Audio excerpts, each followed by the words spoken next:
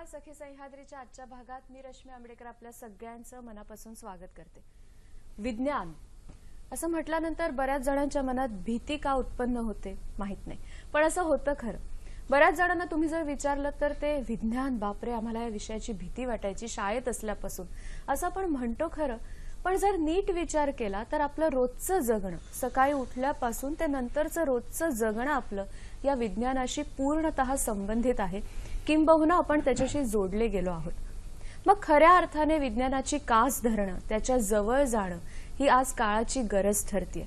आणि याच विषयावर आजच्या कार्यक्रमात आपण बोलणार आहोत. आजचा आपला विषय काय आहे बघूया. आजच्या आपल्या सखी सह्याद्रीचा विषय आहे विज्ञान चळवळ, काळाची गरज. आणि या विषयावर आपल्याशी बोलण्यासाठी, चर्चा करण्यासाठी, आपल्याला मार्गदर्शन करण्यासाठी दोन तज्ज्ञ आपल्या बरोबर आहेत. आपले पहिले तज्ज्ञ आहेत अपाम देशपांडे सर. नमस्कार सर. कार्यक्रमात तुमचं मनापासून स्वागत करते. सर मराठी विज्ञान परिषद मध्यवर्ती संस्थेचे कार्यवाह म्हणून कार्यरत आहेत. आणि आपल्याबरोबर आपले दुसरे तज्ज्ञ आहेत प्राध्यापक ना. द. मांडगे सर. नमस्कार सर. तुमचंही कार्यक्रमात स्वागत. सर मराठी विज्ञान परिषद ठाणे विभागचे कार्यवाह आहेत. आणि हे दोन्ही तज्ज्ञ आपल्याला एकंदरीत विज्ञान चळवळ म्हणजे काय, किंवा एक अधिवेशन होणार आहे 16, 17, 18 डिसेंबरला, त्या अधिवेशनामध्ये नेमकं काय घडणार आहे या सगळ्याची माहिती देण्यासाठी आपल्याबरोबर आहेत. तुम्हाला जर काही प्रश्न विचारायचे असतील आम्हाला जरूर फोन करा.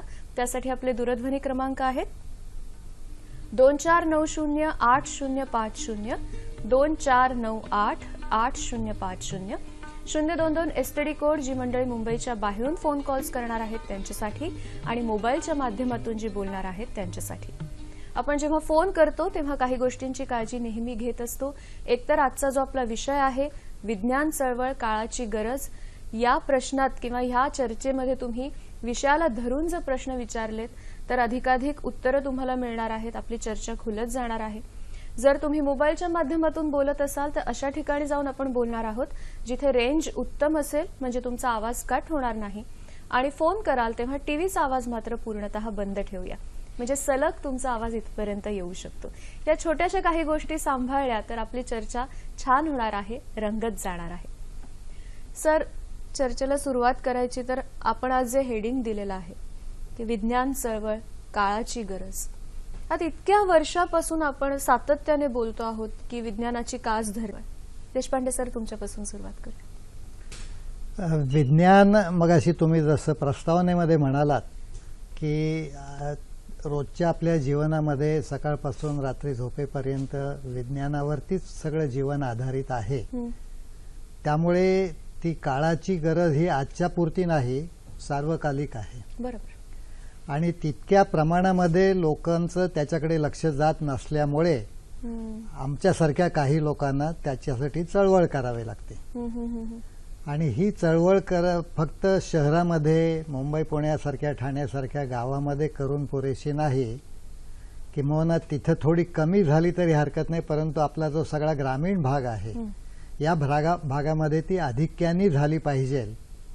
आणि हे करत असताना रोजच्या आपल्या जीवन व्यवहारामध्ये कुठं कुठं विज्ञान दडलेलं आहे. बरोबर. आणि ते समजून घेतल्यामुळे आपलं जीवन कसं सुकर होईल हे त्यांना सांगितलं पाहिजे. आणि ते करत असताना फक्त शाळेमध्येच ते शिकवलं पाहिजे असं नसून शेतकऱ्याला विज्ञानाचा उपयोग कसा होतो, बरोबर, कामगाराला विज्ञानाचा उपयोग कसा होतो, व्यापाऱ्याला त्याचा उपयोग कसा होतो. आज शेअर मार्केट सारख्या ठिकाणी सुद्धा कॉम्प्युटर शिवाय त्यांचं काम भागत नाही. बरोबर. कालची कालची बातमी आहे की जीमेलवरचा 1.5 तास बेपत्ता झाला आणि लोकांचे व्यवहार किती अडले. हो. तेव्हा अशा सगळ्या गोष्टी ह्या विज्ञानावरती अवलंबून असल्यामुळे त्याची माहिती आपण करून घेतली पाहिजे. गाडी विकत घेतली म्हणजे ती जर आपल्याला किरकोळ कारणाने बंद पडली, ती चालू करता आली नाही तर उपयोग नाही. त्यामुळे ह्या सर्व गोष्टींची माहिती आपण घेत राहिली पाहिजे. विज्ञानामध्ये तत्व सांगितली जातात, परंतु त्याचा उपयोग व्यवहारामध्ये आणताना तंत्रज्ञान आणि अभियांत्रिकी शास्त्र या दोन गोष्टी उपयोगी पडतात. त्यामुळे ह्या गोष्टी वळसा घालून आपल्याला चालणार नाही. अगदी खरं. शाळेच्या पेपरमध्ये आपल्याला ऑप्शन टाकता येतो, आयुष्यामध्ये ऑप्शन नाही. बरोबर. आयुष्यामध्ये तर श्वास घेण्यापासून विज्ञान मी सांगितलेलं तर नाही असं का? म्हणेल हा. की तुम्हाला तुमचं जीवन, तुमचं आयुष्य जर चांगलं जगायचं असेल हा. तर विज्ञानातल्या ह्या ज्या काही गोष्टी आहेत, बेसिक प्रिन्सिपल्स आहेत, हो, ह्या तुम्ही समजून घेतल्या पाहिजेत. बरोबर आहे. इतरांचं सोडा, पण स्वतःसाठी का असेना, स्वतःच्या चांगल्या जगण्यासाठी का असेना, विज्ञान समजून घेतलं पाहिजे. आणि पदोपदी तुम्हाला ह्या विज्ञानाची गरज भासते, मग तुम्ही घरातल्या स्वयंपाकघरापासून सुरुवात करा हो, किंवा आणखीन कुठलंही घरातला कोपरा घ्या, तिथे तुम्हाला विज्ञानाची कुठेतरी गाठभेटी होणार आहे. घराच्या बाहेर तुम्ही पडलात की विज्ञानाशिवाय तुमचं काही हलत नाही. एकूण जगाचं जे काही तत्व आहे ते इतकं म्हणजे नैसर्गिक जे काही गोष्टी आहेत बरोबर. त्याच्यात एवढं विज्ञान पुरेपूर भरलेलं आहे आणि ते इतकं सायंटिफिक आहे की एवढं सायंटिफिक आणखीन दुसरं काही असू शकत नाही, असं एक मला वाटतं. पण तरी सुद्धा म्हणजे मी सुरुवात जशी केली की बऱ्याच जणांना जर विचारलं की तुम्हाला शाळेमध्ये किंवा कॉलेजमध्ये, आता कॉलेजमध्ये अर्थात आपण नाही म्हणू शकत कारण काही जणांनी सायन्सच निवडलेलं असतं, पण तरी सुद्धा विज्ञान आम्हाला त्याची भीती वाटायची. असं एकंदरीत का असतं सर? काय कदाचित सांगाल? लहानपणी त्यांच्यावर जे काही बंबार्डिंग झालं असेल, त्यांच्या समोर जे काही आलं असेल, ज्या पद्धतीने आलं, त्याचाही तो एक परिणाम असू शकतो. विज्ञान हे खरं एवढं इंटरेस्टिंग आहे, एवढं कुतूहलपूर्ण आहे खरी गोष्ट. की सहजगत्या जर का सुरुवात झाली या गोष्टीला तर विज्ञाना एवढं आनंद घेण्यासारखं दुसरं काही असू शकत नाही, असं मला तरी वाटतं. मांडगे सर म्हणाले, त्याला थोडी मी पुष्टी जोडतो. जरूर. ती अशी आहे की विज्ञानाचाच एक भाग गणित आहे हो, हो. आणि बहुसंख्य विद्यार्थ्यांपेक्षा पालकांना गणित अवघड गेलेलं असतं. त्यामुळे पालकच घरी विद्यार्थ्याला भीती घालतात, बघ रे बाबा गणित आहे. हो, एक भाग.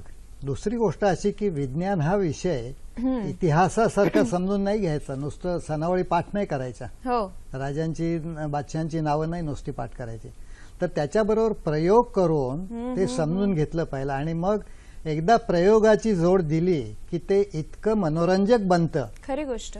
कुतूहल त्याच्यामध्ये निर्माण होतं, त्याच्यामधून अनेक नव्या गोष्टी सुचत राहतात.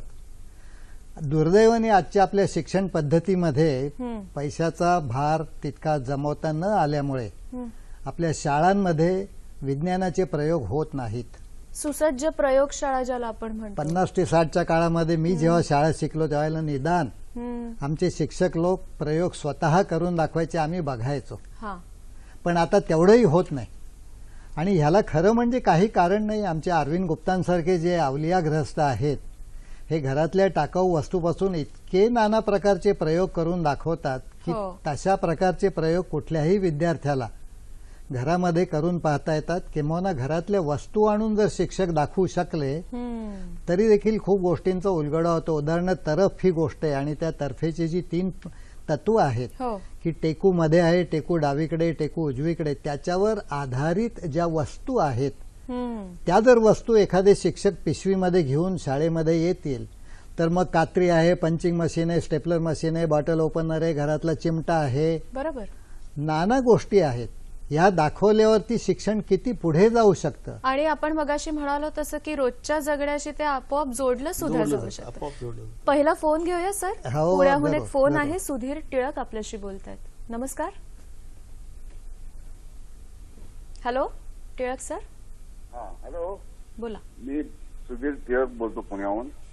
मला प्रश्न असा विचारायचा आहे की शाळे विद्यार्थ्यांमध्ये म्हणजे साधारण माध्यमिक साधारण 9 ते 15 वर्षापर्यंत विज्ञानाची जिज्ञासा ही कशी आपण उत्पन्न करू शकता आणि त्याच्यामध्ये विद्यार्थ्यांच्या शाळेमध्ये आपण काही असे प्रयोग किंवा प्रोजेक्ट राबवता का की ज्यामुळे शालेय विद्यार्थ्यापासूनच त्यांना विज्ञानाची आवड आणि त्याच्यामध्ये त्याची प्रगती होईल, असं आपल्याला काय उपक्रम आहेत का? बरं, धन्यवाद. बरेचसे उपक्रम आहेत. मगाशी देशपांडे सरांनी काही अरविंद गुप्तांच्या प्रयोगांचा उल्लेख केला होता. विज्ञान खेळणी या नावाने हे सगळं लोकांना माहिती आहे. घरातल्या साध्या साध्या छोट्या छोट्या वापरातल्या वस्तूंचा वापर करून विज्ञान खेळणी ही बनवली जातात आणि विज्ञानातली तत्व ही दाखवली जातात, सांगितली जातात.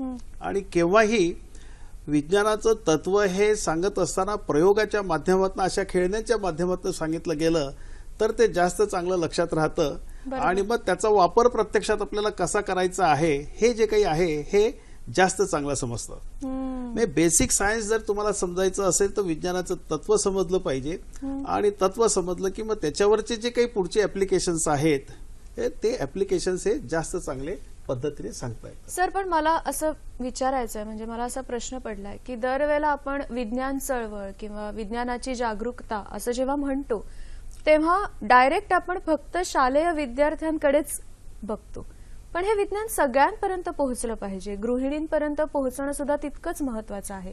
किंवा मगाशी सर तुम्ही उल्लेख केलात तर प्रत्येक गटासाठी ते आहे, तर तिथपर्यंत पोहोचणं सुद्धा आवश्यक नाहीये का? प्रयोगशाळा किंवा मी सांगतो याचं उत्तर. जी 1978 साली एका कार्यक्रमासाठी आम्ही आपल्या गोरेगावच्या नेत्या मृणाल गोरे यांना बोलवलं होतं. त्यावेळेचं सांगतो. हो. त्या म्हणाल्या, अहो हल्लीच्या गृहिणी BSc झालेल्या असतात, परंतु स्टोव्ह बिघडला की त्या नवऱ्यापुढे आणून तो आपटतात आणि म्हणतात बघा हा वॉशर गेलाय, दुरुस्त करून द्या. तेव्हा प्रत्येकाने ह्याच्यामध्ये लक्ष घातलं. किंवा मी तर असं म्हणेन की स्वयंपाकघरासारखी दुसरी केमिस्ट्रीची लॅबोरेटरी नाही. खरी गोष्ट, अगदी गोष्ट खरी. आणि ह्या महिला ह्या सगळ्या गोष्टी इतक्या लिलया हाताळत असतात, त्यामुळे तिथून त्या मुलांवरती जर संस्कार करतील ह्या विज्ञानाचे, ह्या केमिस्ट्रीचे, केमिकल इंजिनिअरिंगचे, कारण शेवटी फॅक्टरीमध्ये आम्ही ज्या गोष्टी करतो त्या गोष्टी म्हणजे तळणे, भाजणे, उकडणे, चाळणे, कुटणे, ह्याच गोष्टी आहेत सगळ्या. आणि त्या जर समजून सांगितल्या आणि मोठ्या लोकांपर्यंत सगळ्यांना, त्याचं कारण असं आहे की 10वी नंतर विज्ञानाकडे वळणारे जे विद्यार्थी आहेत हे एकूण विद्यार्थ्यांच्या संख्येमध्ये 15-20% जास्त नसतात, कारण आर्ट्स आहे, कॉमर्स आहे, आणखीन अनेक लॉ आहे, अनेक शाखा आहेत. त्यामुळे हे जर 15-20% सोडले तर बाकीचे जे 80-85% लोक आहेत हे विज्ञानापासून दूर गेलेले आहेत. त्यामुळे सर्व लोकांना आपल्याला विज्ञान समजून सांगणं ही काळाची गरज आहे. आणि किंवा मी तर असं म्हणेन की ज्या वेळेला आम्ही प्रयोग करतो किंवा छोट्या लॅबोरेटरीमध्ये मुलांना बोलवतो प्रयोग करायला, तेव्हा मुलांबरोबर मोठ्यांनाही बोलवा. आम्ही या संदर्भात काही जे कार्यक्रम घेतो त्याचा मी उल्लेख मुद्दाम या ठिकाणी करेल. जरूर. विशेषतः आदिवासी भागांमध्ये जसं हे आताला 16, 17, 18 डिसेंबरचं अधिवेशन आपण म्हटलेलं आहे, तसं 2 दिवसांचे कार्यक्रम आम्ही आदिवासी भागांमध्ये घेत असतो. आणि ते कार्यक्रम घेत असताना एखादी शाळा सेंटर धरून आजूबाजूच्या 8-10 किलोमीटर परिसरातल्या एक 10-15 शाळांचे विद्यार्थी त्या ठिकाणी 2 दिवस एकत्र येतात आणि विविध कार्यक्रम, विविध विषयांवरची व्याख्यानं त्या ठिकाणी आयोजित केली जातात. आणि एवढंच नव्हे तर महिला मुलींसाठी देखील आम्ही त्या ठिकाणी कार्यक्रम घेत असतो. विशेषतः वयात आलेल्या मुली किंवा महिलांचे प्रश्न या संदर्भात गायनाकोलॉजिस्टचं त्यांना मार्गदर्शन आमच्याकडनं ते देण्याचा प्रयत्न आमचा असतो. तसंच विज्ञान खेळणीची आम्ही कार्यशाळा घेतो. मगाशी आपण म्हटलात की बहुतेकांना ह्या विज्ञान म्हटल्यानंतर थोडंसं एक घाबरायला होतं, परंतु आमचा अनुभव असा आहे की विज्ञान खेळणीची कार्यशाळा जर का एकदा सुरू केली तर त्या विज्ञान खेळणीची कार्यशाळा सकाळी 9ला चालू केल्यानंतर संध्याकाळी 5 वाजेपर्यंत त्या विद्यार्थ्यांचा वेळ कसा जातो हे त्यांनाही कळत नाही.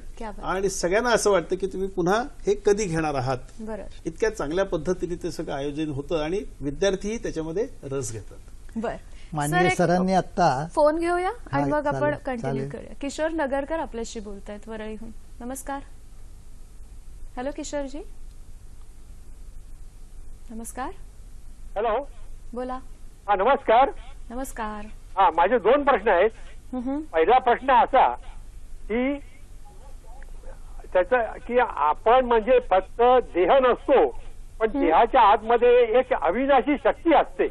तर विज्ञानाच्या, आणि ही गोष्ट बहुतेक सगळ्या जणांना इन्क्लुडिंग सायंटिस्ट यांना ती मान्य आहे, पण असं कशा रीतीने तुम्हाला दाखवता येईल की विज्ञानाच्या माध्यमातून सिद्ध करता येईल? कारण लोक म्हणतात की आम्हाला पुरावा द्या. तर हे तुम्हाला पुराव्यानिशी तुम्हाला ते दाखवता येईल किंवा सिद्ध करता येईल किंवा त्यांना समजावून देता येईल. दुसरा प्रश्न असा आहे की लोकांच्या मनामध्ये काय सगळ्यांचा समज आहे की फक्त शून्याचा जो शोध आहे तो आपण लावला, पण तसं नसून एका अमेरिकन ऑथरनी लिहिलेलं आहे की आपला जो इंग्लिश मधला 3 आहे तो संस्कृत मधल्या 3 पासून आहे. भारतीयांचं जे संस्कृत आहे त्याच्यामध्ये त्रीपासून आहे आणि ह्याच्यापुढे तुम्ही लिंक त्यांनी सांगितली बरं बरं टू आणि ट्वी आपलं दी वगैरे वगैरे. तर बरं, सर. ह्याच्या बाबतीमध्ये आपण काही सांगावं. आभारी आहे. थँक्यू. विज्ञान चळवळ काळाची गरज या विषयावर आज आपण बोलतो आहोत. नगरकर सरांचे जे फोन होते त्यांनी जो 2 प्रश्न विचारले होते त्याच्याकडे आपण वळूया. पण एक नाशिकहून फोन आहे. मंगलाजी आपल्याशी बोलतात. नमस्कार. नमस्कार. बोला बोला. नमस्कार. मी नमस्कार. मंगल घोंगडे नाशिकहून बोलते. हम्म. मी जो कॅरीबॅगचा कचरा जो उकिरड्या होता तर त्याचा प्रयोग केलाय. आमच्या बरं. अंगणामध्ये एक 5-6 फूट 5-6 इंच खाली खोदलं, त्यात तो कचरा टाकला, वर मुरुम टाकला. आता तिथे गवत कमी येतं, म्हणजे येतच नाही आणि आलं तर मुळं खाली जात नाही. हा प्रयोग आणि त्यात खूप कचरा मर्ज झाला कॅरीबॅगचा. त्याच्यावर सिमेंटच्या गोण्या पण टाकल्या होत्या, फाटक्या तुटल्या, म्हणजे असं प्लास्टिक हे झालं. तर ते मला कुठे उपयोगात आणता येईल का विचारायचं. दुसरी गोष्ट, मी छोटस असं थर्मोकोलचं डॅम छोट्या बंधाऱ्यासारखं केलं. त्यात पण खूप कचरा कॅरीबॅगचा मर्ज होईल असं मॉडेल केलं. पण मला ते लिहिता येत नाही. मी ज्येष्ठ नागरिक आहे आणि शिक्षण झालेलं नाही जास्त, त्यामुळे मला ते लिहिता येत नाही. तर अशा वेळी मी काय करायचं, कुठे ते मांडायचं, मला ते त्याच्याबद्दल मार्गदर्शन होईल तर चांगलं होईल सर. मंगलाताई, घरातला जो कचरा आहे, ओला कचरा, तो कचरा नाहीये, ते सोनं आहे. हा. त्याचा आपण चांगला उपयोग करायला शिकलं तर त्यातून खूप गोष्टी होतील. तर अशा प्रकारचा जो कचरा आहे, हा कचरा, ओला कचरा मी ज्याला घरातला म्हणतोय, की शिळान्न असेल, भाजी चिरताना देठ असतील, काही सालं कुचकी असतात. पानं असतील, फळांच्या साली असतील, तर याचं बारीक चटणी करायची मिक्सरमध्ये किंवा कापून वगैरे, आणि ते जर कोंडीत टाकलं तर तुम्हाला रासायनिक खतं घालायची गरज नाही. पण त्याचा गच्च असा भाग करू नका, कारण झाडं ही जिवंत आहेत, माती जिवंत आहे. मातीमधून जर हवा गेली नाही बरोबर. तर त्या झाडाच्या मुळांना जगता येणार नाही. ही काही चित्र बघा, मी तुम्हाला दाखवतो. आमच्याकडे मराठी विज्ञान परिषदेमध्ये मुंबईला चुनाभट्टीमध्ये आम्ही गच्चीवर बगीचा केला. हा 4.5 किलोचा लाल भोपळा आलेला आहे बघा वाव. तुम्ही. हे बघा, या इथे किती छान हे केलेलं आहे. ते झाल्यावरती अशा पद्धतीने म्हणजे ती माती हे बघा, mix या इथे करायची या इथे हा त्याच्यात. दुधी भोपळा आलेला आहे. हम्म. अशा अनेक प्रकारच्या गोष्टी ह्याच्यामधून काढता येतात. ही सिमला ढोबळी मिरची. मिरची आहे. तेव्हा तुम्हाला सगळ्या प्रकारच्या भाज्या ह्या गच्चीवरती जिथं ऊन मिळतं त्या ठिकाणी काढता येतात. आणि आपल्याला बाहेरच्या भाजीवर ते अवलंबून राहावं लागणार नाही, इतकं उत्पन्न त्याच्यामधून मिळू शकेल. बरोबर.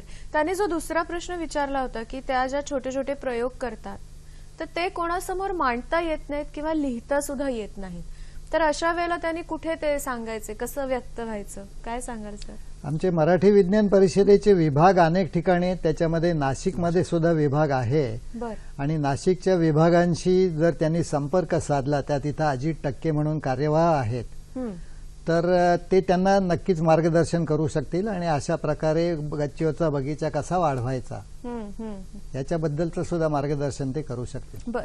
मला आता ह्याला जोडून असं विचारायचंय की आता हे 16, 17, 18 अधिवेशन जे होणार आहे, 51वं अखिल भारतीय मराठी विज्ञान अधिवेशन, तर ह्याच्यामध्ये सर्वसामान्यांना सहभागी होता येणार आहे का? तर त्यांच्या मनात बरेच प्रश्न असतात, कुतूहल असतं. तर एकंदरीत अधिवेशनाचा उद्देश आणि स्वरूप कसं असणार आहे? अधिवेशनाचा उद्देश म्हणजे सर्वसामान्यांपर्यंत जास्तीत जास्त मोठ्या प्रमाणावर कसं पोहोचता येईल, हा एक पहिला उद्देश. ह्या अधिवेशनामध्ये कोणालाही सहभागी होता येणं शक्य आहे. अच्छा. हो. त्यानिमित्ताने आम्ही जास्तीत जास्त म्हणजे मासेसपर्यंत पोहोचण्याच्या दृष्टीने एक पहिला कार्यक्रम जो ठेवलेला आहे तो इस्रोचा आहे. वा. इस्रोचे मान्यवर शास्त्रज्ञ त्या ठिकाणी विद्यार्थ्यांना, नागरिकांना मार्गदर्शन करणार आहेत. विशेषतः इस्रोचा जो प्रवास शून्यापासून सुरू झालेला आहे, बरोबर, त्यात आतापर्यंत काय प्रगती झाली, त्यानंतर निरनिराळे जे काही मिशन्स झालेत, मग चांद्रयान असेल किंवा आणखी मंगळयान असेल, असे जे काही निरनिराळे मिशन्स आहेत त्या संदर्भातली माहिती, प्लस नासाचं जे काही वेगळे मिशन्स झालेत ते मिशन्स आणि आपले जे काही मिशन्स झाले त्याची थोडीशी तुलनात्मक ज्याला म्हणता येईल अशी ती स्टडी. आणि तिसरं जे आहे तो विषय म्हणजे स्पेस ऍप्लिकेशन्स. बऱ्याच वेळा आपल्याला म्हणजे एक टीका ऐकायला येते की चंद्रावर जाऊन काय साध्य होणार आहे, मंगळावर जाऊन काय साध्य होणार आहे वगैरे वगैरे. परंतु ह्या टेक्नॉलॉजीमधनंच आपल्याला जीपीएस सारखी सिस्टीम आज वापरायला मिळते की ज्या आधारावर आज सगळं जग चाललेलं आहे. बरोबर. आणि नव्हे अशा बऱ्याचशा विविध प्रकारच्या टेक्नॉलॉजीज उपलब्ध आहेत की ज्यामुळे आपलं दैनंदिन जीवन हे फार सोपं झालेलं आहे. तर ते जे काही स्पेस ऍप्लिकेशन्स आहेत त्याची देखील माहिती या ठिकाणी मिळणार आहे. आणि माझ्या अंदाजाने ह्या दादोजी कोंडदेव स्टेडियमला होणाऱ्या कार्यक्रमामध्ये किमान 10-15 हजार विद्यार्थी, नागरिक, शिक्षक असे सगळे सहभागी व्हावेत. विज्ञान दिंडीच्या माध्यमातून ते त्या ठिकाणी येतील आणि हे सादरीकरण ह्या स्टेडियमवर मोठ्या प्रमाणावर चांगल्या पद्धतीने ते होणार आहे. 16, 17, 18ला नेमके काय काय कार्यक्रम, म्हणजे कधी कधी आपण खुलं आहे सगळ्यांसाठी आणि कधी कधी रजिस्टर करावं लागणार आहे? 16चे जे कार्यक्रम आहेत त्याच्यात सकाळी 9:30 वाजेला विज्ञान प्रदर्शनाचं उद्घाटन होणार आहे की ज्यात इस्रोचा मोठा सहभाग आहे. त्याच्यासोबत जैन इरिगेशनचं हायड्रोपोनिक्सवरचं मॉडेल त्या ठिकाणी असणार आहे, पाण्यावरची शेती ज्याला म्हणता येईल. JNPTचा सहभाग आहे. त्यानंतर आणखीनही अन्य तशा मान्यवर काही संस्थांचा सहभाग आहे. ते प्रदर्शनाचं उद्घाटन हे झाल्यानंतर 3 दिवस ते प्रदर्शन सगळ्यांसाठी खुलं असणार आहे. म्हणजे 16, 17, 18 तीनही दिवस ते सकाळी 9 ते रात्री 8 वाजेपर्यंत सगळ्यांसाठी खुलं आहे. ते झाल्यानंतर दुपारी विज्ञान दिंडीचा कार्यक्रम असणार आहे.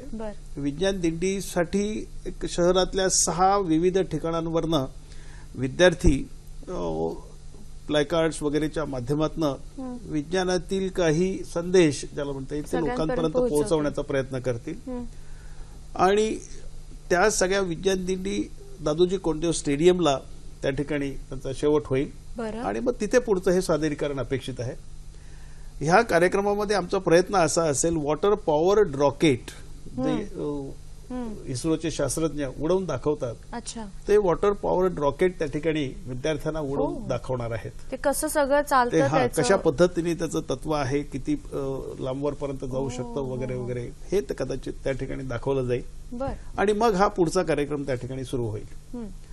त्यानंतर दुसऱ्या दिवशी 17 आणि 18 तारखेला अधिवेशन असणार आहे. 17 आणि 18च्या अधिवेशनासाठी नोंदणी ही आवश्यक असणार. म्हणजे 16चं खुलं आहे सगळ्यांसाठी, 17, 18ला रजिस्टर करावं लागेल. रजिस्ट्रेशन अपेक्षित आहे. पण रजिस्ट्रेशन फी पण आम्ही काही तशी जास्त ठेवलेली नाहीये. त्या विद्यार्थ्यांसाठी नॉमिनल 500 रुपये चार्जेस आहेत आणि मोठ्यांसाठी 1000 रुपये चार्जेस आहेत. आणि याच्यामध्ये संपूर्ण दिवसभराचा त्यांचा खाण्यापिण्याचा सगळा खर्च ज्याला म्हणता येईल ते देखील त्याच्यामध्ये समाविष्ट आहे. वेलकम किट त्याच्यामध्ये आहे. म्हणजे जर विचार केला तर हे 500 रुपये किंवा 1000 रुपये हे जस्ट एक नॉमिनल असं ते म्हणता येईल. परंतु त्या ठिकाणी जो काही एक विज्ञानाचा खजिना त्या ठिकाणी मिळणारी विज्ञानाची माहिती त्या ठिकाणी विविध विषयांवरची मिळणार आहे ती मला असं वाटतं की फार महत्वाची आहे. अगदी खरं. देशपांडे सर, मला असं विचारायचं आहे की इतक्या वर्षांचा आता तुमचा अनुभव आहे, पण आजही विज्ञानाकडे बघण्याचा सर्वसामान्यांचा दृष्टिकोन जर आपण बघितलं तर तो तुम्हाला कसा वाटतो?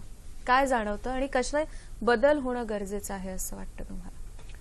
मला वाटतं अजूनही शालेय विद्यार्थी परीक्षेत पास होणं ह्या नजरेने पाहतात. पालकांची नजर काही यापेक्षा वेगळी नाही. आणि किंबहुना 10वी 12वी नंतर विशेषतः कुठंशी जायचं तर मग इंजिनिअरिंग, मेडिसिन, हल्ली बायोटेक्नॉलॉजी आणि संगणक असे 4 विषय पालकांच्या पुढे असतात. याच्यामध्ये अजूनही आपला मुलगा चांगला हुशार असला तर त्याला BSc होऊ द्यावं, MSc करू द्यावं, PhD करावं त्याने आणि विज्ञान संशोधन करावं. विज्ञान संशोधन हा प्रांत सगळ्या पालकांना अजून अज्ञात आहे. कोणत्या कोणत्या विषयामध्ये संशोधन करता येतं ते फक्त CSIRच्या लॅबोरेटरीजमध्येच करता येतं का? NCL मध्ये जायला पाहिजे का त्याच्यासाठी? का गावामध्ये राहून काही करता येईल? उदाहरणार्थ आता कांद्याचं पीक आलं की 1 रुपये किलोनी कांदे विकावे लागतात आणि रस्त्यावरती लासलगावला टाकून दिले जातात. संत्र्याचं पीक आलं, मी एकदा सोलापूरला गेलो तर झाडावरची डाळिंब काढलेलीच नव्हती. मी विचारलं त्या शेतकऱ्याला, का रे बुवा डाळिंब का नाही काढली? तोंडला काढण्यावर जास्त आहे. अच्छा, विक्रीची किंमत कमी आहे. तर ह्याच्यासाठी आपल्याला ह्या सगळ्या शेतकऱ्यांना सुद्धा प्रशिक्षण करून, प्रबोधन देऊन किंवा ह्याच्यामधून फक्त डाळिंब विकणं, कांदा विकणं एवढ्यापुरतं मर्यादित न ठेवता त्याच्यामध्ये आपल्याला व्हॅल्यू ॲडेड काय करता येईल आणि मग त्या डाळिंबाचा रस, त्याच्यापासून जॅम, त्याच्यापासून बर्फी, कांद्याच्या याचं काप करायचे आणि निर्जलीकरण करून ते डब्यामध्ये भरून द्यायचं, त्याची पावडर करायची आणि ती विकायची. आपल्याला थोड्या सवयी बदलाव्या लागतील. बरोबर आहे. खाताना कांद्याचा करकर आवाज येतोय आणि चावायला मिळते म्हणजेच फक्त कांदा असं नाही, असं नसून कांद्याचा स्वाद येतोय ना, मग ती एक चमचाभर जर भुकटी टाकली आपण आमटीमध्ये भाजीमध्ये खरी गोष्ट आणि आहे. त्याचा स्वाद आला तर बिघडलं नाही. शेतकऱ्याला त्याच्यापासून उत्पन्न मिळतं आणि तो जगेल. आज त्याला ज्या आत्महत्या कराव्या लागतात त्याच्यापासून आपण त्याला दूर नेऊ शकू. ह्या सगळ्या गोष्टीमध्ये संशोधन आहे. त्याच्यासाठी आपल्याला सोलर एनर्जी वापरता येईल. दरवेळेला MSCBची इलेक्ट्रिसिटी घ्यायला पाहिजे असंही असं नाहीये. नाहीये. आज आपल्या इन्स्टिट्यूट ऑफ केमिकल टेक्नॉलॉजी जी माटुंग्याची आहे, या ठिकाणचे शास्त्रज्ञ अशा प्रकारे गावागावामध्ये जाऊन मार्गदर्शन करायला तयार आहेत. म्हणजे आपण असं म्हणू शकतो की आपलं रोजचं जगणं जसं वेगवेगळ्या गोष्टींशी कनेक्टेड असतं, इंटरलिंक्ड ज्याला आपण म्हणतो, तसं विज्ञानाच्या प्रत्येक शाखा ह्या एकमेकांशी इंटरलिंक्ड असतात. हो, आहे तर. अर्थातच, नाही ना, अर्थातच. तसा आपण विचार केला पाहिजे. सर, एक फोन घेऊया, मग आपण ही पुढे नेऊ चर्चा. महाजन आपल्याशी बोलतायत. नमस्कार. हॅलो, नमस्कार. विषय खूप बोला. चांगला आहे. बोला. नमस्कार. विषय खूप चांगला आहे. धन्यवाद. विज्ञान चळवळीचे बीज रुजवण्यासाठी पहिल्यांदा अज्ञान आणि अंधश्रद्धा दूर करायला पाहिजे. यासाठी समाजाची मानसिकता कसं तयार करायला पाहिजे. थँक्यू. तुमच्या या प्रश्नाचं सर नक्की उत्तर देतील. महाजन मॅडमचा जो फोन आला होता त्याच्याशी जोडून मला नगरकर सरांचा सुद्धा प्रश्न घ्यायचा आहे की त्यांनी असं विचारलं होतं की एक काहीतरी अशी शक्ती म्हणा किंवा काहीतरी अस्तित्व आहे ज्याच्याबद्दल बोललं जातं खूप, त्याचा आणि विज्ञानाचा संबंध कसा जोडू शकतो. आणि आपल्याला महाजन मॅडमने जे विचारलं होतं की अंधश्रद्धा निर्मूलन हे सुद्धा तितकंच महत्वाचं आहे, तर आपण विज्ञानाच्या अधिकाधिक जवळ जाऊ शकू. तर या दोन्ही मुद्द्यांवर काय सांगाल तुम्ही? पहिल्यांदा मी किरण नगरकरांचा प्रश्न घेतो, कारण ते आपल्या दूरदर्शन केंद्राच्या जवळचे आहेत वरळीचे. तर शरीर आणि आत्मा, संपूर्ण जे विज्ञान आहे किंवा अभियांत्रिकी शास्त्र आहे, तंत्रज्ञान आहे, हे समोर दिसणाऱ्या गोष्टींबद्दल चर्चा करतं. मग ते शरीर असेल, ते झाड असेल, ते पृथ्वी असेल, तो मंगळ असेल. आत्मा आम्हाला दिसलं नाही अजूनपर्यंत. आम्ही त्याचं डिसेक्शन कसं करणार, आम्ही त्याच्यात काय नेमकं आहे, कसं त्याचं काम चालतं, त्याच्या शक्यता काय आहेत, हे नाही सांगता येत. त्यामुळे ज्या गोष्टी कल्पनातीत आहेत त्या तत्वज्ञानाकडे आम्ही सोपवलेल्या आहेत. ते तत्वज्ञान शास्त्र जे लोक करतात त्या तत्वज्ञानांपर्यंत हा प्रश्न जाऊ द्यावा. शून्याबद्दल सांगा मांडगे सर, काय म्हणतात?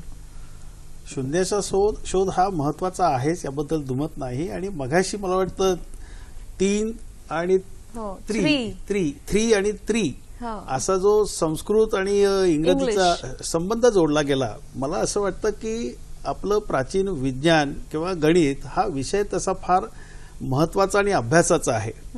बऱ्याचशिवाय टीका दोन्ही बाजूनी केली जाते की प्राचीन काय घेऊन बसलात, ते सगळं काही अस्तित्वात होतं याच्याबद्दल शंका घेतल्या जातात. परंतु त्याच वेळी असेही काही पुरावे आपल्याला सापडतात की आमच्याकडे ज्या गोष्टींचा अभ्यास झाला त्यानंतर कितीतरी वर्षांनी, काही 100 वर्षांनी असं म्हणूया, की त्याच गोष्टींचा अभ्यास हा परदेशात केला गेला, विशेष करून युरोपात. फक्त कदाचित त्यांची मांडण्याची पद्धत वेगळी असेल, लेटेस्ट टेक्नॉलॉजी, लेटेस्ट पद्धतीने त्यांनी तो विषय सगळ्यांपुढे आणला असेल. आमच्याकडे जी मांडणी झालेली आहे विषयाची ती वेगळ्या पद्धतीने असेल. कदाचित ते लोकांपर्यंत पोहोचवण्यामध्ये कमी पडलो असो आम्ही, परंतु म्हणून ते अस्तित्वात नव्हतं असं म्हणता येणार नाही. त्यामुळे संस्कृत मधल्या बऱ्याचशा गोष्टी ह्या आज अभ्यासण्यासारख्या आहेत आणि अभ्यास करून त्याचा नेमका निष्कर्ष, नेमका अर्थ काढणं हे मला असं वाटतं की गरजेचं आहे. आणि त्यातनंच आपल्याला बरीचशी माहिती ही उपलब्ध आहे. मी आता अंधश्रद्धा आणि वैज्ञानिक दृष्टिकोन याच्याबद्दल बोलीन. या दोन्ही गोष्टी म्हणजे एकाच नाण्याच्या 2 बाजू आहेत. मराठी विज्ञान परिषदेसारख्या संस्थांनी प्रबोधनात्मक काम करायचं स्वीकारलं आणि त्याच्यामध्ये आम्ही वैज्ञानिक दृष्टिकोनाचा प्रसार करतो. उलट नरेंद्र दाभोळकर, श्याम मानव यांच्यासारख्यांनी अंधश्रद्धा निर्मूलनावरती काम सुरू केलं. चळवळीच्या अंगाने ते गेले. बुवाबाजीचा पडदा फाडण्याचं काम त्यांनी केलं अखंडपणे. परंतु वैज्ञानिक दृष्टिकोन देत असताना जे विज्ञानामध्ये विचारले जाणारे 6 महत्वाचे प्रश्न, का, कसे, कुठे, केव्हा, कोणते, WH क्वेश्चन्स, हे प्रश्न विचारायला मुलांना शिकवणं. आणि मग एखाद्या मोठ्या माणसांनी सांगितलं असं असं आहे, मान्य कर. शिक्षकांनी सांगितलं आणि आई वडिलांनी सांगितलं, तरी देखील मुलामध्ये एक चौकस बुद्धी असली पाहिजे की हे नेमकं कशामुळे, आम्ही का तुमच्यावरती विश्वास ठेवायचा, तुम्ही काय सांगता. त्यामुळे मला वाटतं हल्लीची जी पिढी आहे 5व्या 6व्या 7व्या वर्षातली ही अधिक चौकस आहे आणि त्यांच्या आईवडिलांची मोठी पंचायत आहे सध्या की त्यांना त्या सगळ्या प्रश्नांची उत्तरं देता येत नाहीत. पण मला असं सांगावंसं वाटतं जरूर की ह्या पालकांनी त्यांच्या मित्रांना ज्यांना माहिती आहे त्यांना सांगावं, मुलांना सांगावं हे अमुक पुस्तक वाच किंवा त्यांनी स्वतः ते वाचून समजून द्यावं. आणि त्या वयातल्या मुलांच्या डोक्यामध्ये जो एक भ्रम असतो की माझी आई आणि वडील हे सर्वज्ञ आहेत, तोही भ्रम काढून टाकायची गरज आहे. आणि ही एक प्रकारची अंधश्रद्धा. अशा अनेक प्रकारच्या अंधश्रद्धा आहेत गावामध्ये अजूनही आपण पाहतो. गावामध्ये कशाला पुणे मुंबईसारख्या महानगरांमध्ये सुद्धा अनेक प्रकारच्या अंधश्रद्धा आहेत. त्यामुळे त्या दूर करणं ही गरज आहे, अखंड गरज आहे. श्रद्धा आणि अंधश्रद्धा याच्यामध्ये फार अस्पष्ट अशी ती एक आणि आपण रेषा त्याच्यात ज्याला गल्लत म्हणता येईल करता ती. कामा नये. गल्लत होते ती बरोबर, बऱ्याच वेळा बरोबर. गल्लत होते. आणि मग हा श्रद्धेचा भाग म्हणायचा का अंधश्रद्धेचा भाग म्हणायचा याच्यातच माणूस बऱ्याच वेळा गुरफटून पडतो. बरोबर आहे, तर बरोबर, अगदी तसं खरं न आहे. करता कुठेतरी आपण एक रिझनेबल त्याला म्हणता येईल असं एक उत्तर आपलं ठाम असलं पाहिजे की नाही हा अंधश्रद्धेचा भाग असेल, हा श्रद्धेचा भाग सगळ्या असेल. प्रश्नांची उत्तरं मिळेल असं काहीतरी आपल्या समोर ते उदाहरण आलं देतो पाहिजे. की अमुक एका डॉक्टरकडे गेल्यानंतर मी बरा होणार, हा तेव्हा त्या डॉक्टरकडे गेल्यावरती निम्मा रोग बरा झालेला असतो. बरं. तेव्हा आता ही अंधश्रद्धा आहे का श्रद्धा आहे? म्हणजे जे मांडगे सर म्हणाले की त्याच्यामध्ये जी एक अस्पष्ट रेषा आहे बरोबर. तीही अशा ठिकाणी आहे. आणि मला वाटतं असं जेव्हा आपल्याला प्रश्न पडतात तेव्हा हल्ली विज्ञानावर आधारलेली खूप छान छान पुस्तकं आपल्या उपयोगी पडू शकतात, आपले मित्र होऊ शकतात. तर त्याच्याकडे सुद्धा आपण वळलं पाहिजे. नाशिकहून एक फोन आहे, वैशाली जाधव आपल्याशी बोलतायत. नमस्कार, बोला वैशाली ताई. हा मॅडम, माझा असा प्रश्न आहे की माझी मुलं शाळेत जातात दोघं. बर. तर मी घरगुती गृहिणी आहे मॅडम. तर ते जर शाळेतून आले परत, जर मला त्यांनी म्हटलं की विज्ञान काय असतं, आता तुम्ही म्हटले त्यांना समजून सांगणं महत्वाचं आहे, तर त्यांना समजून सांगण्यासाठी मी कोणत्या पद्धतीने त्यांना एक्सपेरिमेंट करून दाखवेल घरगुती याच्यातच, स्वयंपाकगृहातच, तर त्याबद्दल मला जरा मार्गदर्शन पाहिजे होतं मॅडम. धन्यवाद सर. मगाशी ब्रेकमध्ये आपण जे सांगत होतात की लिटमस पेपर फक्त प्रयोगशाळेत का, घरी पण घेऊन या आणि बुडवून बघा वेगवेगळ्या गोष्टींमध्ये. वैशाली ताई, मुलांना लिटमस पेपर विकत आणून द्या. आपण चॉकलेट आणून देतो ना, दरवेळेला चॉकलेटच आणायला पाहिजे असं नाही. एकदा तुम्ही लिटमस पेपर बाजारामध्ये मिळतो तो घेऊन या. आणि हा लिटमस पेपर घरामध्ये पाण्यात बुडवून त्याचा रंग बदलतो का, मग पाणी हे न्यूट्रल आहे ते सांगता येईल. मग ताक आहे आपल्या घरामध्ये, लिंबाचं सरबत आहे आपल्या घरामध्ये, आपण आमसुलाचं सार करतो, आपल्या घरामध्ये व्हिनेगर आहे, दूध आहे. ही जी सगळी द्रव आहेत, ह्या द्रवामध्ये एक चमचाभर घ्यायचं आणि त्याच्यामध्ये तो लिटमस पेपर बुडवून त्याचा रंग बदलतो का, आणि बदलत असेल तर मग ते ॲसिडिक आहे का अल्कलाईन आहे हे मुलांना समजून सांगता येईल. म्हणजे त्याच्यासाठी शाळेमध्ये फक्त ॲसिड आणि अल्कलीच पाहिजे असं नाही. तुमच्या घरामध्ये इतक्या प्रकारच्या गोष्टी तुम्हाला समजून सांगता येतात. उदाहरण आणखीन एक देतो की भात तयार करत असताना तोच तांदूळ, तेच पाणी, तोच गॅस आणि तीच गृहिणी, पण तरी देखील कधीतरी भाताला खाली खरपुडी लागती, कधी तो आसट होतो, कधी तो फडफड्या होतो. ह्याच्यामध्ये काय नेमकं आहे? ह्या सगळ्या बारीक बारीक गोष्टी जर समजून सांगता आल्या ह्या मुलांना आणि त्यांचं लक्ष वेधून घेता आलं तर मला वाटतं इथपासून तुम्ही सुरुवात करू शकाल. आणि विज्ञान म्हणजे काही अवघड गोष्ट आहे असं मुळीच नाहीये. रोज ज्या गोष्टी आपण करतो त्या गोष्टी, आता साबणाची निळी वडी आहे पण फेस निळा दिसत नाही, ते का, अशा अनेक गोष्टी आहेत. मुलांमध्ये कुतूहल निर्माण होईल असे काही प्रश्न त्यांना विचारणे, अशा काही गोष्टी त्यांना करून दाखवणे, मला असं वाटतं की हे जास्त संयुक्तिक होईल. आणि मला वाटतं ज्या गृहिणी आहेत किंवा ज्यांचा आता बऱ्याच वर्षांमध्ये विज्ञानाशी संबंध तसा राहिला नाहीये त्यांच्यासाठी सुद्धा हा एकंदरीत अभ्यास घेणं ही प्रोसेस खूप इंटरेस्टिंग होईल. आणि त्यांना सुद्धा पुन्हा एकदा ब्रश झाल्यासारखं वाटेल की अरे हो आपण हे शिकलो होतो, शाळेत होतं हे, तर आनंददायी होईल सगळी प्रोसेस. भारत वावळ आपल्याशी बोलतायत. नमस्कार.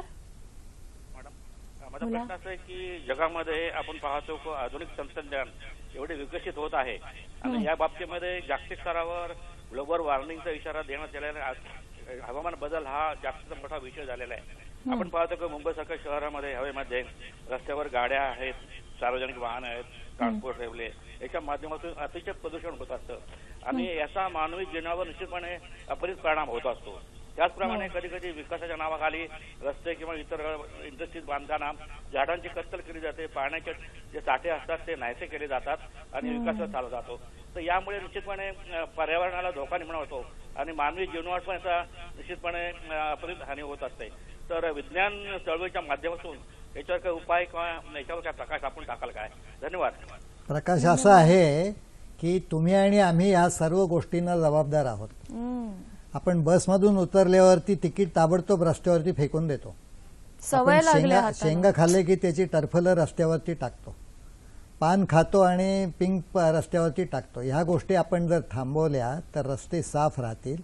तसंच पाण्यामध्ये निर्माल्य टाकतो आपण, ते टाकायचं थांबवलं पाहिजे तर पाणी शुद्ध राहील. आज जे पाण्याची टंचाई जाणवते आणि जानेवारीपासून जूनपर्यंत टँकर्स चालवावे लागतात, त्याचं कारण असं की आपल्या सगळ्या नद्या या आपण गटारगंगा केलेल्या आहेत. त्याच्यामध्ये जर कचरा टाकला नाही तर ते पाणी आपल्याला उपयोगी पडेल ना. हवेच्या बाबतीमध्ये तेच आहे की जे छोटे छोटे कारखाने आहेत ते रात्रीच्या वेळी कोणी पकडू नये म्हणून त्यांच्या कारखान्यामधला क्लोरीनचा गॅस असेल, सल्फर डायऑक्साईड असेल, आणखीन काय असेल, ह्या गोष्टी हवेमध्ये सोडल्या जातात. तर ह्या पद्धतीने आणि गाड्या प्रत्येकाला गाडी घेतलीच पाहिजे का ह्याचा त्याने अंतर्मुख होऊन विचार केला पाहिजे. का तर माझ्या खिशामध्ये 2-5 लाख रुपये शिल्लक आहे तर चला गाडी घेऊया. म्हणजे जे प्रदूषण होतं, अहो 8-10 दिवसापूर्वी जे दिल्लीमध्ये प्रकार घडला की इतकं धुकं होतं आणि लोकांना घुसमटायला झालं त्या तिथे, तरी देखील लोक गाड्या घेऊन गेले. शाळा बंद ठेवल्या, ऑफिसेस बंद ठेवली नाही. लोकांनी सार्वजनिक वाहनाचा वापर केला का? मी एक जुनं उदाहरण देईन. विश्वकोशामध्ये सांगितलं 1954 साली लंडनमध्ये धुकं होतं. धुकं असताना हवा इकडनं तिकडे जात नाही, त्याची एक छत्री निर्माण होती आणि लोक ऑफिसला गाड्या घेऊन गेले तर त्या एक्झॉस्टमधून आलेल्या धुरामुळे आणि तो धूर साठून राहिल्यामुळे लंडन शहरात 4000 माणसं मेली. हा विश्वकोश अजिबात कोणी दिल्लीकरांनी वाचलाच नाही का? त्या दिवशी अशा का सूचना आल्यात की लोकांनी सुट्टी घेतली तरी बिघडलं नाही, पण वाहनं वापरू नका. किंवा दिल्लीमध्ये मेट्रोची फार उत्तम सोय, सार्वजनिक बसेस आहेत, त्यांनी जा, एक दिवस थोडी गर्दी होईल. ह्या प्रकारची सतर्कता जर आपल्यापैकी प्रत्येकामध्ये निर्माण झाली, आपण रोजचं वर्तमानपत्र वाचतो त्याच्यापासून बोध काय घेतो आपण, तेव्हा ह्या गोष्टी जर आपण प्रत्यक्ष अंमलामध्ये आणल्या तर मला वाटतं पर्यावरण साफ राहील. बरोबर. आणि आपल्याच मुलांना आनंदाने जगता येईल. अगदी खरे. एक फोन घेऊया. नाशिकहून फोन आहे. डॉक्टर विजय आपल्याशी बोलतायत. नमस्कार. बोला सर. नमस्कार सर. नमस्कार. बोला. मला याच्याबद्दल विचारायचं आहे की मी मॉडर्न मेडिसिनचं, म्हणजे मी डॉक्टर आहे मॉडर्न मेडिसिन, आणि आयुर्वेद प्रॉडक्ट्स जे नेहमी सांगतात, तर मॉडर्न मेडिसिन मध्ये आम्हाला सगळं बाब दाखवण्याचं श्राद्ध कर किंवा आपण सगळं जे दिसतं त्याप्रमाणे मान्य करतो. सर थोडक्यात प्रश्न विचारा. पण याच्या आयुर्वेदामध्ये जे जे प्रॉडक्ट्स त्यांनी ट्रायल घेतले किंवा काय काय असं काय त्यांच्यात झालेलं आहे का? तर त्यांनी पुष्कळ म्हणजे सांगतात की हे याला लागतो, रोगाला आहे, त्याला आहे, आमक. आणि मुख्य म्हणजे माझं हे जे की वात, कफ, पित्त वगैरे ते जे सांगतात, खरंच काय आहे? वात, पित्त, कफ आपल्याला दिसत नाही, आपल्याला अनुभवता येत नाही, म्हणजे त्याचं एक्सप्लेनेशन काय आहे? धन्यवाद सर. तुमच्या प्रश्नाचं उत्तर नक्की सर देतील. आता जो प्रश्न आला होता त्याचं सर उत्तर देणार आहेतच. मराठी विज्ञान परिषदेकडनं कोणत्या कोणत्या गोष्टी केल्या जातात त्याच्याबद्दल सुद्धा आपण बोलणार आहोत. पण एक फोन आहे. चंचल अमरावतीहून सर फोन आहे. नमस्कार. हॅलो चंचल. नमस्कार मॅडम. मला एक प्रश्न विचारायचा होता. हे जे मराठी विज्ञान परिषद मासिक काढते ते आम्हाला कसं अवेलेबल होईल? बर. धन्यवाद. मी मगाच्या पहिल्या प्रश्नाचं उत्तर असं देतो. ॲलोपॅथीच्या एका डॉक्टरांनी विचारलेला प्रश्न आहे की वात, कफ, पित्त. मला वाटतं डॉक्टर लोक आयुर्वेदाचा अभ्यास नक्की करू शकतात आणि माहिती करून घेऊ शकतात, पण ह्या गोष्टी आपल्याला दिसत नाहीत असं म्हणणं जरा लटकं ठरेल. सर्दी आपल्या सगळ्यांना होती. लहान मुलाची छाती वाजायला लागते, डॉक्टर म्हणतात खूप कफ झालाय त्याच्यामध्ये. तेव्हा ह्या दृष्टीने वात असेल, गॅसेस सरकतायत म्हणून म्हणतात लोक, ते झाल्यावरती पित्त झालं म्हणून वमन होतो, ओकारी होती, अनेक गोष्टी आहेत. त्यामुळे ह्या अनुभवाला येणाऱ्या गोष्टी आहेत. आणि हे आयुर्वेदाचं शास्त्र जुनं आहे 2-3 हजार वर्ष तरी अगदी अस्तित्वात खरी गोष्ट. आहे आणि बरं. त्याचाही उपयोग लोकांना होतो. बरं. एक भाग. आता दुसरा तुम्ही जो विचारला तो विज्ञान परिषदेच्या ज्या आधी काही हा ऍक्टिव्हिटीज आपण त्याच्याबद्दल बोलूच. आपण त्यांनी जे विचारलं होतं की विज्ञान परिषदेचं जे पुस्तक निघतं मी ते येतोय हा, त्याच्यामध्ये जर. येतोय. तर आता स्लाइड्स आपण काही बघू. ही आमची विज्ञान परिषदेची मुंबईमधली चुनाभट्टीची इमारत आहे. आणि त्या हा ही इमारत आहे. ह्या इमारतीमधून अनेक प्रकारच्या ऍक्टिव्हिटीज चालतात हो. आणि आज महाराष्ट्रामध्ये 72 ठिकाणी आणि महाराष्ट्राबाहेर 4 ठिकाणी इतके शाखा आमच्या आहेत. विभाग आहे. त्याचं कार्य मुख्यतः या मुख्य कार्यालयामधून चालतं. त्याच्यानंतर हे आमचे सध्याचे विद्यमान अध्यक्ष प्राध्यापक ज्येष्ठराज जोशी फार मोठे संशोधक आहेत. मगाशी हे गच्चीवरच्या बगीच्याचे फोटो मी तुम्हाला दाखवले, परत हे करत नाही. आता आमचे जे विश्वस्त आहेत त्याच्यामध्ये इलेक्ट्रॉनिक्स तज्ज्ञ प्रभाकर देवधर आहेत. या अचला जोशी या स्वतः उद्योजक आहेत. हे डॉक्टर अनिल काकोडकर आपल्या सगळ्यांना अणुशास्त्रज्ञ म्हणून परिचित आहेत. आपल्याकडे येऊन सुद्धा गेले अलीकडे ते. डॉक्टर विजय केळकर हे अर्थतज्ञ आहेत. हे प्रमोद लेले आहेत. हे स्वतः चार्टर्ड अकाउंटंट आणि एका फार्मास्युटिकल कंपनीचे मॅनेजिंग डायरेक्टर होते. जयंत नारळीकर मला वाटतं सगळ्यांनाच परिचित आहेत, खगोलशास्त्रज्ञ.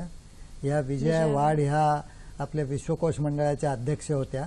अच्छा. आता हे आकाश दर्शन, आम्ही दुर्बिणीमधून मुलांना आकाश दर्शन घडवतो, त्याचा हा फोटो आहे. या इथेही अंध विद्यार्थिनी ह्या वेगळे वेगळे प्रयोग करून पाहतायत. म्हणजे त्यांना दृष्टी नसली तरी देखील कसं प्रयोग करून पाहता येतील आणि आनंद घेता येईल तो भाग दाखवला या इथे. इथंही बघा, ही अगदी 2री-3रीतली मुलं आहेत आणि ही प्रयोग करून पाहतायत आणि मोठी मजा घेत आहेत त्याच्यामधून. या ठिकाणी आमच्या इन्स्ट्रक्टर बाई ह्या मुलांना काही प्रयोग करून दाखवत आहेत.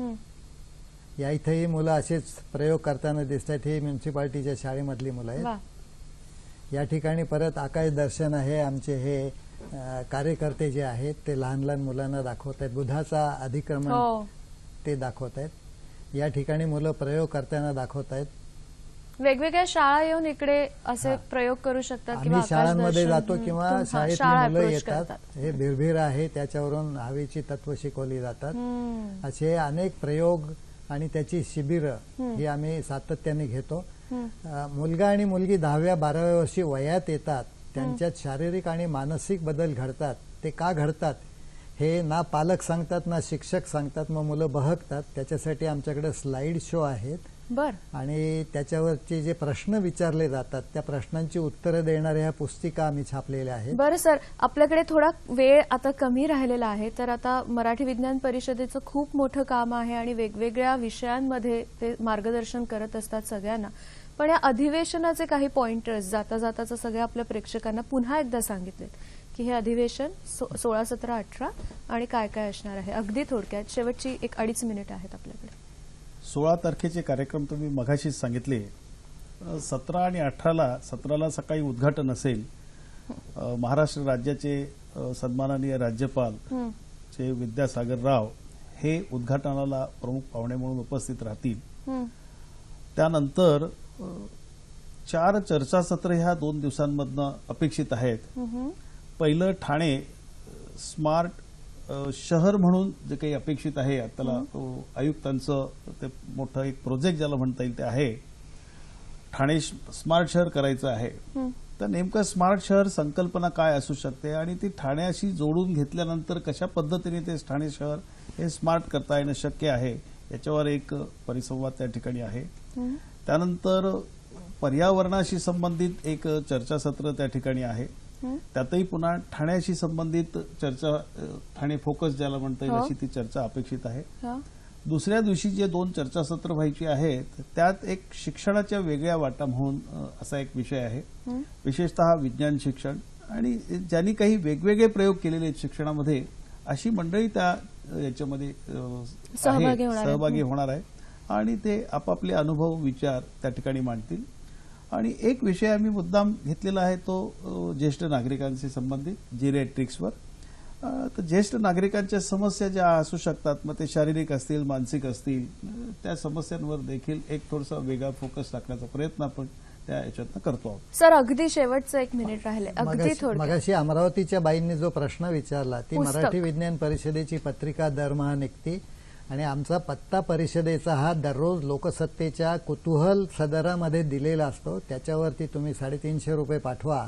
वर्षभर तुम्हाला 12 महिने पत्रिका त्याच्यामधून येत राहील. बर, विज्ञान चळवळ ह्याच्याबद्दल आज आपण बोललो. असेच वेगवेगळे कार्यक्रम आपले दर दिवशी होत असतात. बुधवारच्या सखी सह्याद्रीचा आपला विषय असणार आहे पेट्रोलियम बचत काळाची गरज. हा सुद्धा खूप महत्वाचा विषय आहे आणि ह्याच्यावर मार्गदर्शन करण्यासाठी संदीप पाध्ये येणार आहेत, संचालक PCRA. तर त्या संदर्भात तुमचे काही प्रश्न असतील तर उद्याचा कार्यक्रम बुधवारचा आपला सखी सह्याद्री जरूर बघा.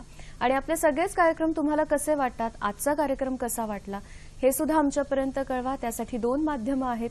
फेसबुक पेजला जा www.facebook/sakhisayhadri.dd किंवा तुम्ही ईमेल सुद्धा पाठवू शकता sakhisayhadri@gmail.com. आणि याच ईमेल आयडीवर तुम्ही विषय जो आता उद्याचा सांगितला, बुधवारचा सांगितला, त्या अनुषंगाने जर काही प्रश्न पाठवायचा असेल तर तुम्ही ईमेलच्या माध्यमातून सुद्धा पाठवू शकता. पेट्रोलियम बचत काळाची गरज, बुधवारचा सखी सह्याद्री. आजच्या कार्यक्रमात देशपांडे सर, मांडगे सर, तुम्ही आलात आणि छान माहिती दिलीत. विज्ञानाच्या जवळ जाणं असतोच आपण, फक्त आता त्याचा जरा जागरूकपणे विचार केला पाहिजे. या सगळ्याबद्दल आणि अधिवेशनाबद्दल इतकी सविस्तर माहिती दिलीत त्याबद्दल तुमचे मनापासून आभार मानते. विज्ञान हा न संपणारा विषय आहे, पण आपली चर्चा मात्र आज आपल्याला इथेच थांबवावी लागणार आहे. आणि तुम्ही छान छान प्रश्न विचारून सहभागी झालात, तुमचे सुद्धा मनापासून आभार. नव्या विषयासह नव्या कार्यक्रमात भेटूया. आज मात्र इथेच थांबतोय. धन्यवाद.